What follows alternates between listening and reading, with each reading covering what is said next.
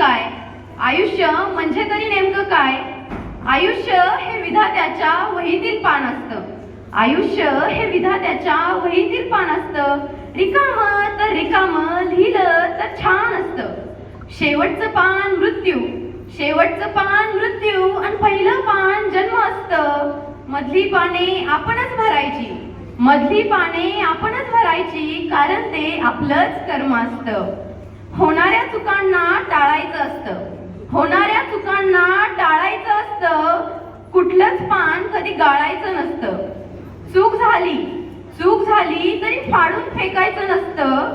चूक झाली तरी फाडून फेकायचं नसतं, कारण त्यातूनच आपल्याला पुढे शिकायचं असतं. नाती जपण्यात मजा आहे, नाती जपण्यात मजा आहे. बंद आयुष्याचे विणण्यात मजा आहे. जुळलेले सूर गाण्यात मजा आहे. येताना एकटे असलो तरी, येताना एकटे असलो तरी, सर्वांचे होऊन जाण्यात मजा आहे, सर्वांचे होऊन जाण्यात मजा आहे. नशीब कोणी दुसरं लिहित नसतं, नशीब कोणी दुसरं लिहित नसतं. आपलं नशीब आपल्याच हाती असतं.